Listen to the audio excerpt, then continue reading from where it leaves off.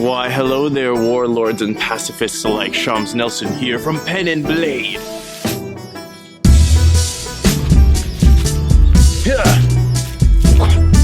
And in this episode, I was just thinking a thought, alright? And I thought I would share it with you guys. Because I was trying to think of when I'm doing world building, when I'm designing worlds, I'm putting down different nations. And for some reason, there's always some conflict.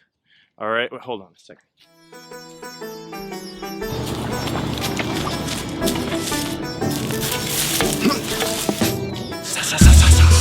Alright. Okay. Now,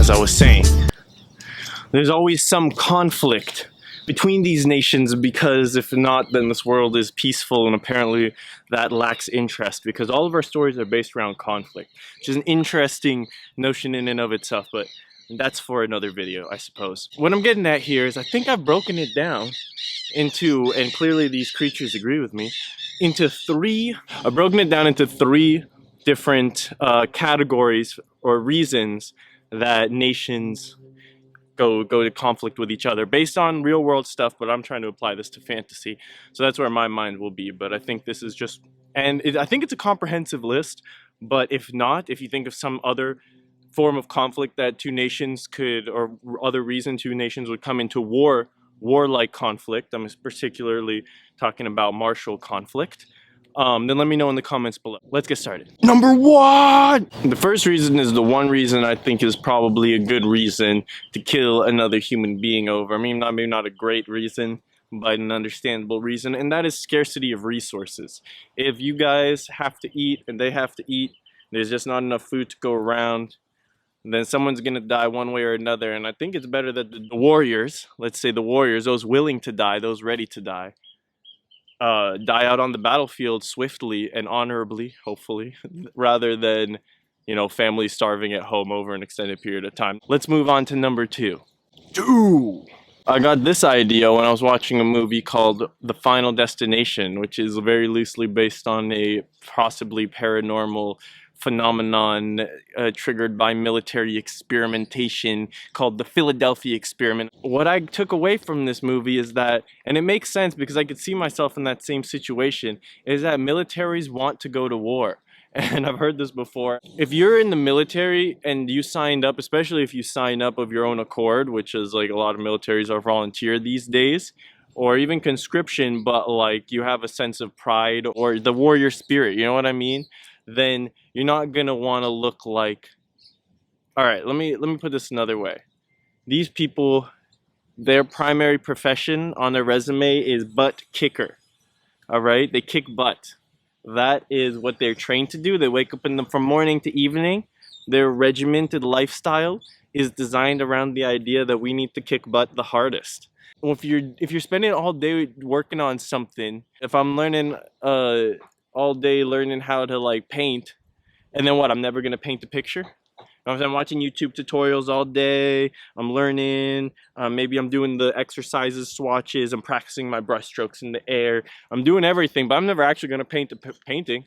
No, I'm just learning to paint to this extremely high degree of efficiency for the reason of just in case we need to paint one day, but hopefully we'll never need to paint. I mean, like, that's how you should think, like, hopefully we'll never need to go to war, but we got to be fully prepared. But the idea of just yeah, anyways, and people who sign up for militaries, and like, I think you got to understand that, like, they're ready to go to war. They made that decision to, so it's almost like they're itching to go to war. All right.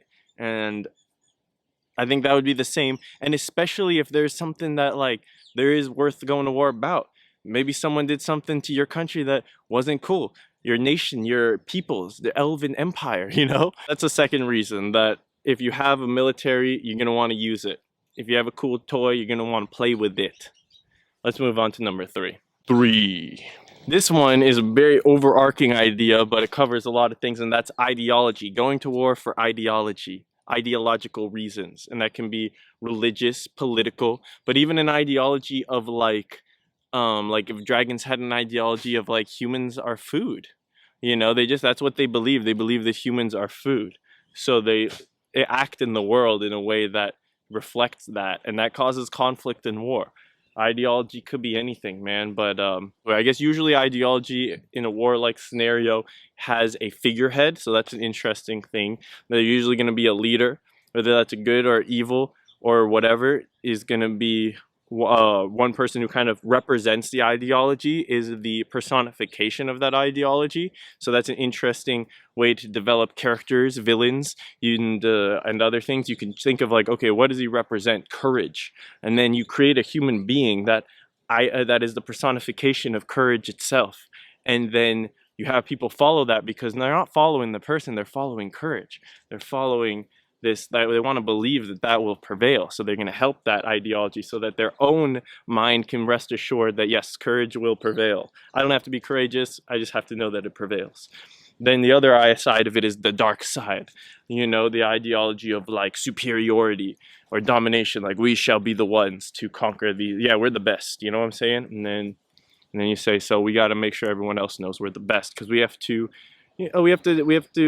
justify that what we already know. It's part of our mind. We just decided we're the best. We got to justify in the outside world because there is that inkling of doubt. There's always that inkling of doubt that people are trying to justify. Join the Cyber Nation. All right. We are a community. We are a community world building community. That's not right. I said that last time. We are a collaborative world building community, meaning we work together to build worlds. Dorks, that's dwarf orcs.